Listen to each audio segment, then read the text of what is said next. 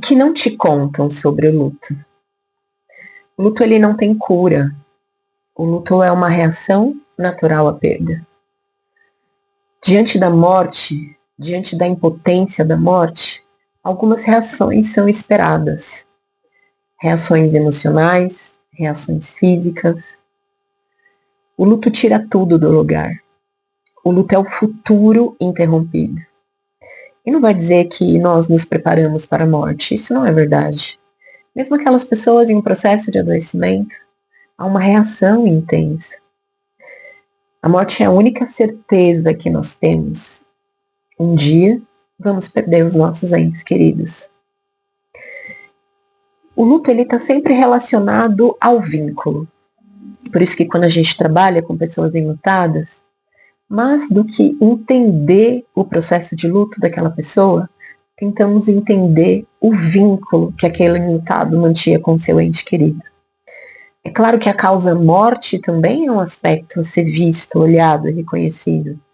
E tem uma tendência, mortes mais violentas têm um impacto maior na vida do enlutado. Mas o que não te contam sobre o luto é que o luto ele não tem tempo. Cada cultura irá reagir de uma forma diferente, sim, claro. Mas o luto é sempre de quem vive e não de quem assiste. Por isso que o luto é vivenciado de uma forma individual. O que observamos diante do processo de luto? Às vezes sentimentos diversos, como raiva, angústia, medo. O medo é muito comum na fala das pessoas enlutadas. Medo do futuro, diante das incertezas. Às vezes aspectos financeiros também envolvem um processo de luto. Se aquela pessoa falecida era um membro que provia financeiramente. Mas às vezes o luto também traz um questionamento existencial.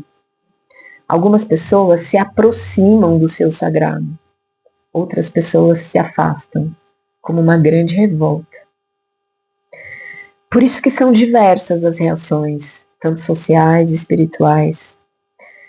Eu sempre costumo dizer que o luto, ele não tem cura, ele tem adaptação, reorganização diante do evento da morte. É verdade que temos algumas datas que esses gatilhos possam intensificar essa dor do luto, o que chamamos das datas comemorativas, o que na nossa sociedade muitas vezes está atrelado a festas como, por exemplo, Natal, Ano Novo, aniversário da pessoa falecida, ou aniversário de morte da pessoa falecida. E quando acontece essas reações, esses gatilhos, observamos que às vezes alguns enlutados entram no que chamamos de pensamento persecutório ou pensamento intrusivo. Muitas vezes são pensamentos e memórias que ficam ruminando a vida dos enlutados. Algumas dessas pessoas voltam no momento da morte, no momento da notícia. Alguns enlutados referem os últimos dias, principalmente se essa morte antecede um processo de adoecimento. Então, alguns enlutados vão retomando passo a passo as vivências anteriores ao momento da morte. Aqui no consultório, às vezes eu reconheço algumas falas que são voltados mais para o momento da morte do que às vezes pela própria história propriamente dita. Então essas pessoas chegam numa angústia tamanha que não consegue ali naquele momento falar das suas memórias, dos seus momentos positivos, enfim, importantes. Mas cada um tem uma vivência diferente. E eu costumo falar, o luto, ele é tão árduo, ele é tão exaustivo, que muitas vezes ele precisa de lugar de descanso. O que eu falo de lugar de descanso? Não é esquecer, lembra? Readaptar. Mas o lugar de descanso são momentos, atividades ou tarefas que esse enlutado pode encontrar, como se ele pudesse aquietar momentaneamente a dor. Já que esse futuro foi interrompido, como se reorganiza essa vida, essa nova vida, essa nova configuração? Ninguém planeja o futuro sem seu ente querido. Então, as próximas datas, por exemplo, aniversário, comemoração, não terá mais o seu ente querido por perto. E às vezes todo esse pensamento, toda essa reorganização, ela cansa. Por isso a necessidade de encontrar lugares de descanso. Atividades, por exemplo, atividades talvez que antes eram prazerosas, depois do processo de luto talvez não seja mais. Mas aí é a possibilidade de novas atividades, novas configurações. Mas eu também, às vezes, escuto enlutados dizerem: Fernanda, quando eu tenho algo positivo, quando eu me permito viver algo diferente, talvez até mesmo com momentos de alegria, logo na sequência vem o sentimento de culpa.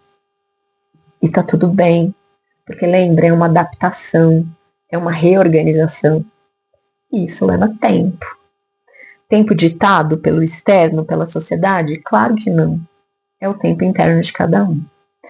Mas olha só que interessante, como também é conflitante a dor, né? Além da readaptação do seu ente querido, esse enquadre social. Não sei se você já viveu ou você conhece alguém que viveu. Quando perde um ente querido, logo em seguida, questões de dias, ou às vezes semanas, essa pessoa tem que retomar a sua atividade, principalmente atividade profissional.